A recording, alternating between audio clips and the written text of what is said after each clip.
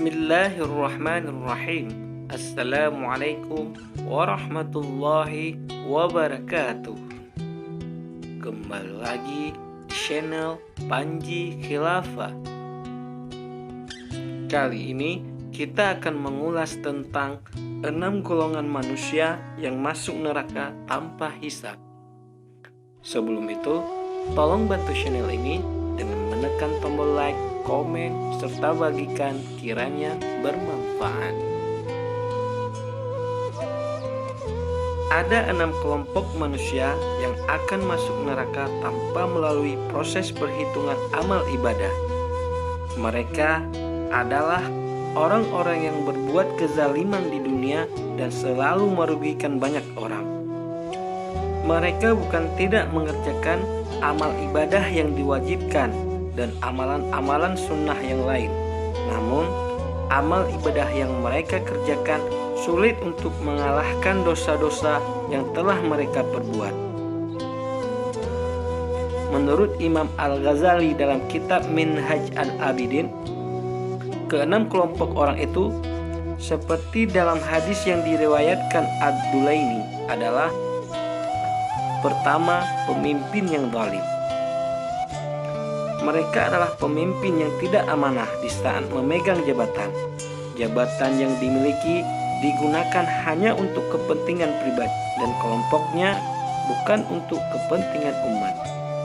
Padahal dalam pandangan Islam, jabatan merupakan sebuah amanah yang besar. Pertanggungjawabannya bukan hanya kepada manusia, melainkan juga kepada Allah Subhanahu wa Ta'ala.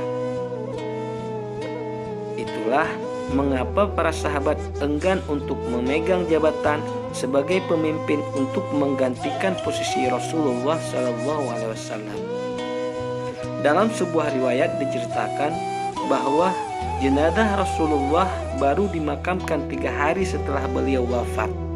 Ini disebabkan para sahabat menunggu siapa pemimpin sesudah Rasulullah. Kemudian yang kedua, pengusaha yang khianat. Segala bentuk usaha yang dilakukan bertentangan dengan apa yang sudah ditentukan dalam Islam. Usahanya menggunakan cara-cara tidak terpuji seperti menipu. Kalau ia seorang pedagang buah, di atas keranjang buah selalu ditempatkan buah-buah yang masih baru dan segar. Tetapi di bagian bawah buahnya dalam keadaan jelek, bahkan ada yang busuk. Islam pun melarang setiap pedagang untuk mengurangi timbangan, karena dengan berbuat itu akan merugikan konsumen. Kemudian kegiatan menimbun barang juga merupakan perbuatan yang ditentang dalam ajaran Islam. Alasannya, kegiatan itu biasanya digunakan untuk meresahkan masyarakat akibat mahalnya harga barang. Kemudian ketiga, penguasa kecil yang mempunyai kesombongan besar. Terkadang kita jumpai di masyarakat bahwa pemimpin-pemimpin daerah justru ingin diperlakukan dengan istimewa, bahkan terkadang melebihi pemimpin yang memiliki kekuasaan yang lebih besar.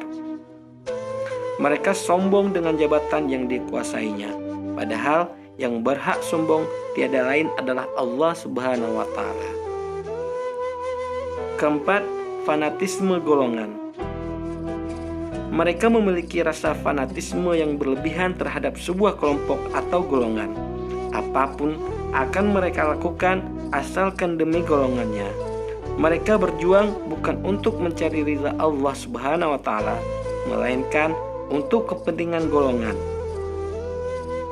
Ketika umat Islam didolimi, mereka tidak beraksi, tapi kalau kelompok mereka diganggu dan dianiaya, mereka berjuang habis-habisan untuk membela kelompoknya.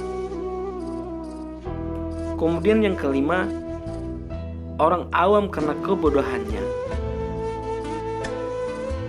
Mereka hanya ikut-ikutan dengan kelompok orang-orang yang mereka anggap benar. Akibatnya, mereka tidak mengerti apa yang mereka lakukan. Di dalam Al-Quran, Allah Subhanahu wa Ta'ala menjelaskan akan meninggikan derajat orang-orang yang berilmu. Karena itu, mencari ilmu dalam Islam juga merupakan kewajiban bagi setiap muslim. Kemudian yang keenam, ulama yang mempunyai hati dengki. Ulama menurut arti bahasa adalah orang yang berilmu. Setiap ilmu yang dimiliki harus digunakan untuk kepentingan umat, bukan untuk kepentingan individu ataupun kelompok. Dan pastinya ilmu yang dimiliki akan dimintai pertanggungjawabannya oleh Allah Subhanahu wa taala.